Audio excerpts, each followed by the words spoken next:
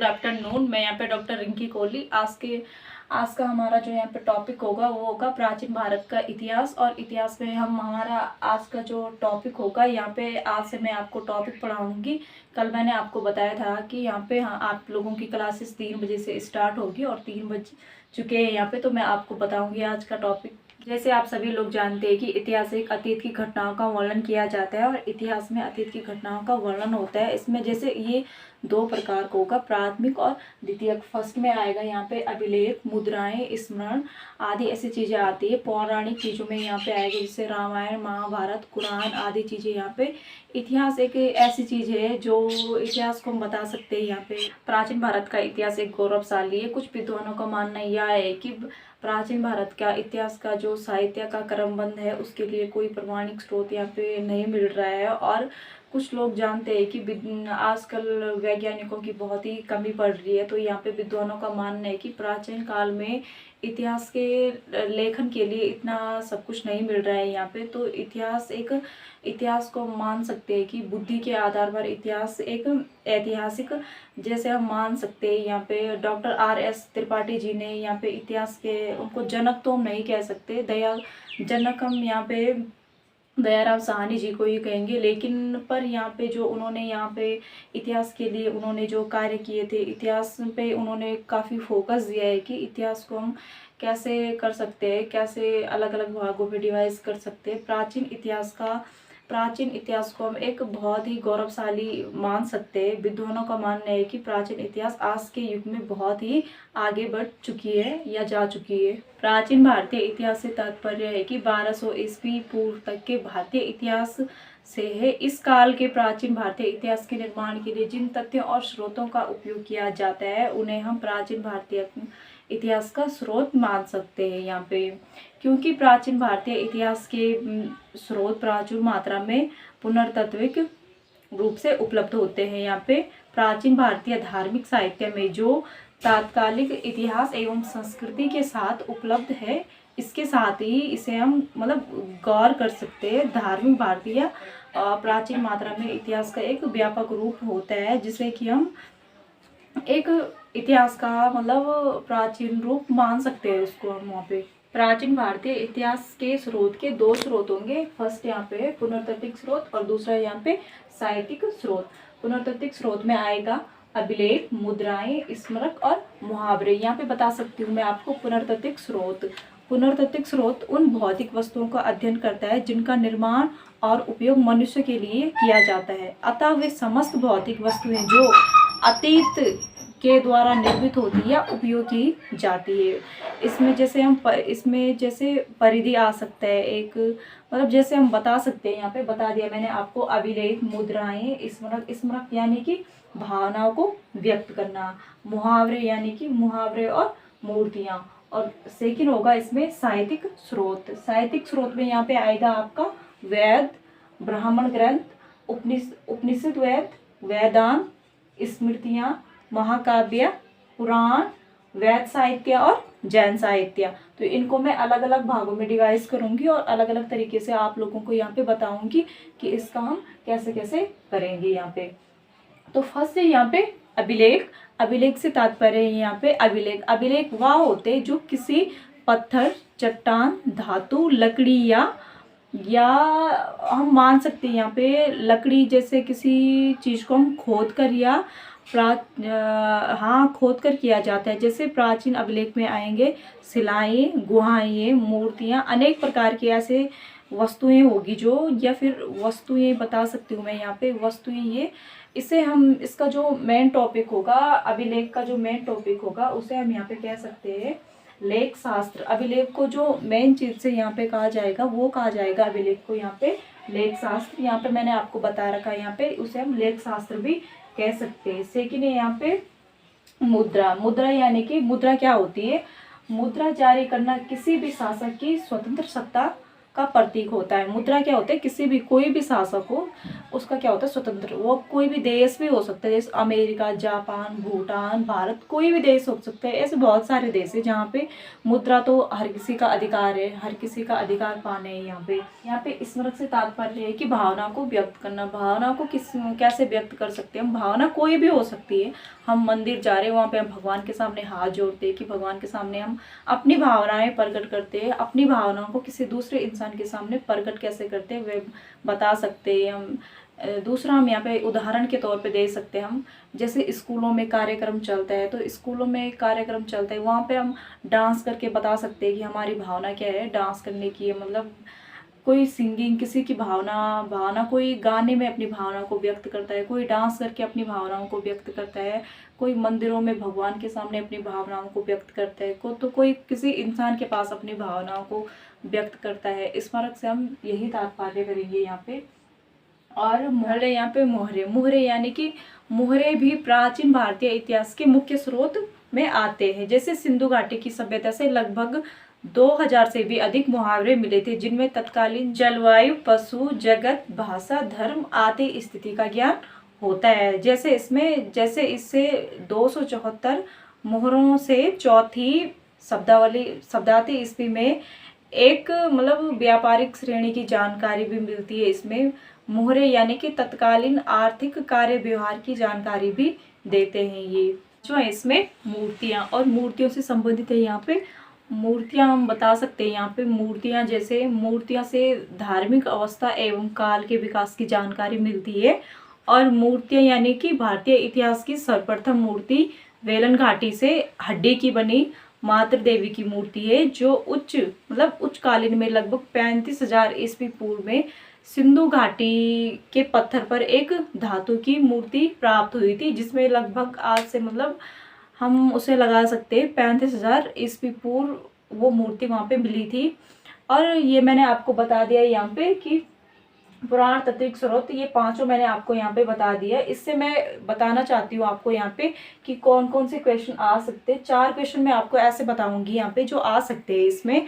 तो यहाँ पे जो मैंने पढ़ रखा है, यहाँ पे मैंने सुबह ही नोट करा था ये।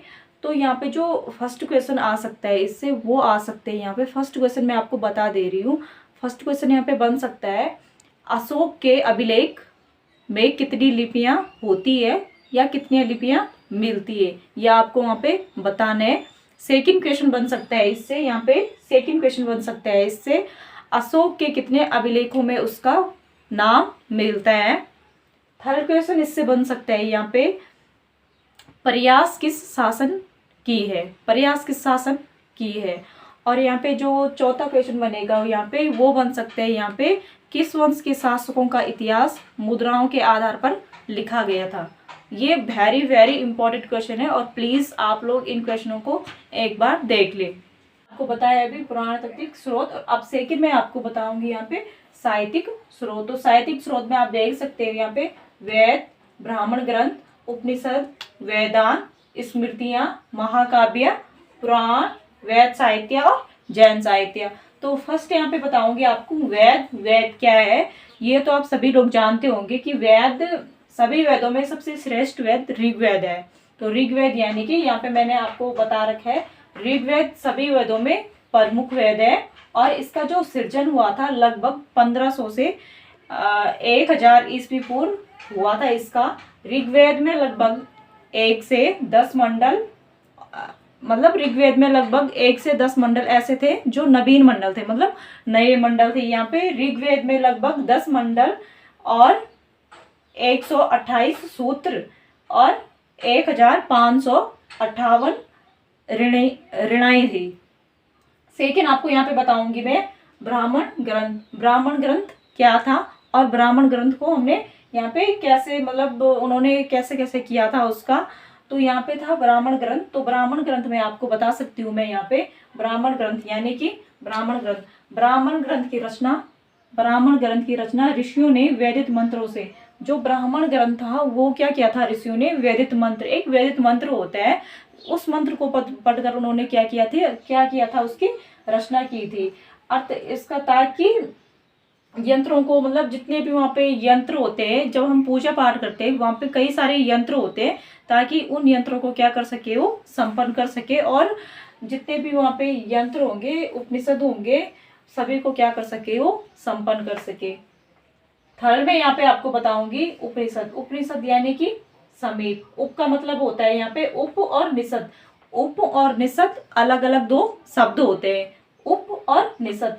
उप का मतलब होता है यहाँ पे समीप आना, और निषद का मतलब होता है बैठना या बैठना।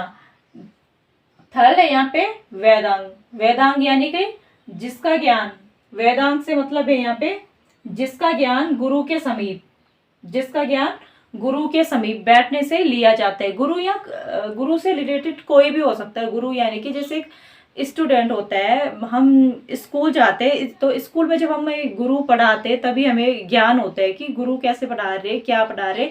जब हमारे गुरु हमें बताएंगे तभी हमें ज्ञान की प्राप्ति होगी कि गुरु कैसे पढ़ा रहे, क्या पढ़ा रहे यहाँ पे। तो यहाँ पे भी ऐसी ही है, गुरु का ज्ञान समीप, मतलब यहाँ पे यही रिलेटेड है यहाँ से कि गुरु के समीप बैठने से जो ज्ञान लिया जाता है उसे क्या कहते हैं, महा वेदांग कहते हैं। वेदांग यानी कि पक्ष, मंडूक, संरचना आदि बहुत सारे ऐसे थे जो वहाँ पे किए जाते थे। इसका जो इसे मान सकते हैं हम यहाँ पे 800 से 500 ईस्वी पूर्व इसका जो ज्ञान दिया गया था वो मान सकते हैं हम यहाँ पे 800 से 500 वर्ष पूर्व इसका ज्ञान लिया गया था कि ऐसा ऐसा होगा, ऐसा ऐसा होगा, इसमें ऐसे बैठा जाएगा और ऐसा होगा। इसमें आ सकते हैं हम वेदांग में बता सकती हूँ आपको। वेदांग 6 टाइप के होते हैं, यहाँ पे 6 टाइप के होंगे। यहाँ पे वेदांग 6 टाइप के होंगे। 6 टाइप यानी कि वेदांग, शिक्षा, कल्प, व्याकरण, निरूप और छंद, ये होंगे 6 टाइप के। थर्ड है यहाँ पे महाकाव्य। महाकाव्य यानी कि सभी को पता होगा महाकाव्य में क्या क्या आ सकता है। महाकाव्य में आ सकता है भगवान कृष्ण की कथा तो सभी ने सुनी होगी, सभी लोगों ने सुनी होगी कि राधा के साथ क्या हुआ था, रुक्मणी के साथ क्या हुआ था, कैसे कैसे हुआ था वहाँ पे। तो यहाँ पे हम बता सकते हैं महाकाव्य यानी कि रामायण, महाभारत। महाभारत और रामायण के रचयिता तो सभी को पता ही होगा, वाल्मीकि जी है। और वाल्मीकि जी यहाँ पे लगभग, यहाँ पे जो उनका श्लोक था यहाँ पे, उसमें 6000 श्लोक थे और 12000 के अनंत में, मतलब जो वहाँ पे श्लोक थे वो 6000 थे, लेकिन जब वो पढ़े गए तो वहाँ पे वो 12000 हो गए और अंत में पढ़ते पढ़ते वो कितने हो गए, 24000 हो गए वो श्लोक। यहाँ पे जो मैं आपको 8वां बताने जा रही हूँ वो है पुराण। पुराण तो आप सभी लोगों को पता होगा। पुराण यानी कि पुराण का जो पुराण यानी कि राजवंशों के बारे में, राजवंशों के बारे में तो आप सभी लोग जानते हैं। राजवंश यानी कि पुराण साहब, इसका जो अर्थ होता है प्राचीन यानी कि नया। पुराण का अर्थ होता है वो होता है नया। नया यानी कि राजवंशों के बारे में सूचना देना। पुराणों की संख्या तो सभी लोगों को पता होगी कि पुराणों की संख्या कितनी होती है, 18 होती है पुराणों की संख्या। और पुराण यानी कि पुराण में आ सकते हैं जैसे नए युग में। इतिहास तो पुराना हो गया, मतलब पुराने टाइप का, लेकिन पुराण का मतलब क्या होता है, प्राचीन। जैसे इस टाइम लोग किस चीज को मानते हैं, भगवान विष्णु को मानते हैं, कोई शिव की आराधना करता है, कोई हनुमान जी की आराधना करता है, कोई कृष्ण भगवान को मानता है, तो कोई किसी को मानता है। पुराने जमाने में ये इतिहास को बहुत सारे ऐसे कम लोग होंगे जो इतिहास को यहाँ पे मानेंगे। हमारे यहाँ पे जो नवा टॉपिक, नवा वो होगा वैद्य साहित्य। तो वैद्य साहित्य में हम बता सकती हूँ मैं आपको यहाँ पे, वैद्य साहित्य यानी कि वैद्य साहित्य प्राचीन भारत का इतिहास का एक महत्वपूर्ण स्रोत है। जो वैद्य साहित्य होगा वो क्या होगा, प्राचीन भारत का क्या होगा, यहाँ पे एक महत्वपूर्ण क्या होगा, वो इतिहास का जो इतिहास है यहाँ पे, इतिहास का क्या होगा, वो महत्वपूर्ण क्वेश्चन होगा। इसमें सामाजिक, राजनीतिक, आर्थिक बहुत सारे ऐसे धर्म होंगे जो इसमें आएंगे और इसमें जितने भी वो होंगे, पहलू होंगे, उनकी जानकारी हमें दी जाती है। जैसे सामाजिक, आर्थिक, भौगोलिक। भौगोलिक तो हम यहाँ पे कम ही लेंगे, लेकिन सबसे ज्यादा हम लेंगे यहाँ पे सामाजिक और आर्थिक और राजनीतिक लेंगे हम यहाँ पे, ठीक है। साहित्य की प्रमुख, जो आप लोग सभी लोग जानते होंगे, साहित्य की जो प्रमुख रचना थी वो क्या थी, विनय पिटक के बोध भिक्षुओं, और सेकंड था इसमें भिक्षुओं के आचरण संबंधित ज्ञान मिलता था। यहाँ पे क्या मिलता था, भिक्षुओं का क्या मिलता था, यहाँ पे आचरण संबंधी ज्ञान मिलता था। और 10वां जो इसमें वो है, इसमें जैन साहित्य। जैन साहित्य और वैद साहित्य सेम ही है, दोनों का एक ही वो है, इसमें भी वही होता है और इसमें भी वही होता है। लेकिन यहाँ पे इसमें जो कथाएं थी उपलब्ध थी, वैद साहित्य में जो कथाएं उपलब्ध थी वो थी 550 कथाएं उपलब्ध थी इसमें। बट लेकिन जैन साहित्य जो था, इसका जो जैन साहित्य होता है ये वैद साहित्य से भी सर्वोपरि होता है, मतलब श्रेष्ठ माना जाता है इसको। तो यहाँ पे जैन साहित्य वैद साहित्य से श्रेष्ठ हम जैन साहित्य को मानेंगे, क्योंकि इसमें जैन साहित्य के 12 अंग होते हैं, 12 उपअंग होते हैं, 10 प्रकरण होते हैं, इसमें 6 छंद सूत्र होते हैं, जिनका अनुप्रयोग क्या कर सकते हैं, मूल सूत्र द्वारा क्या कर सकते हैं, हम कर सकते हैं। तो मैंने आपको बता दी ये पूरा टॉपिक यहाँ पे। इसमें जो इम्पोर्टेंट टॉपिक है वो है वैद साहित्य और जैन साहित्य, जो इसमें क्या हो सकता आ सकता है। और इसमें वेद भी इम्पोर्टेंट है। वेद मैंने आपको बता दिया यहाँ पे कि इसमें जो ऋग्वेद है ये क्या है, ये सभी वेदों में क्या है, श्रेष्ठ है। और इसका जो सृजन होता है लगभग, वो मैंने आपको बता रखा है यहाँ पे, वो लगभग 1500 से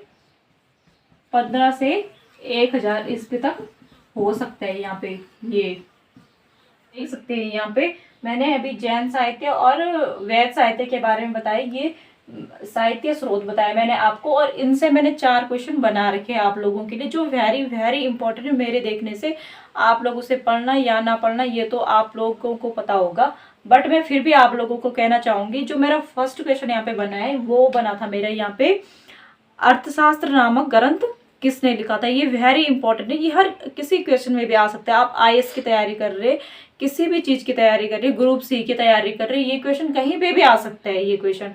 सेकंड था यहाँ पे, पृथ्वी राजवंश नामक ग्रंथ किसने लिखा था, ये भी वेरी इंपॉर्टेंट है, ये भी आ सकता है। थर्ड है यहाँ पे, विक्रमादेव चरित्र नामक ग्रंथ किसने लिखा था, विक्रमादेव नामक चरित्र ग्रंथ किसने लिखा था, ये भी वेरी इंपॉर्टेंट है, ये भी इसी में आएगा, वैद साहित्य में आएगा और जैन साहित्य में आएगा। और चौथा है यहाँ पे, शुभवंश के इतिहास की जानकारी किससे मिलती है, शुभवंश की जानकारी की इतिहास की जानकारी किससे मिलती है, ये भी यहीं पे आएगा, ये पुराण ग्रंथ में आएगा यहाँ पे। तो ये मैंने 4 क्वेश्चन आप लोगों को बता दिए यहाँ पे, ये वेरी वेरी वेरी इंपॉर्टेंट है और आप लोग पढ़ना प्लीज़। अगर आपको ये वीडियो पसंद आई हो तो लाइक कमेंट सब्सक्राइब जरूर करना। Thank you.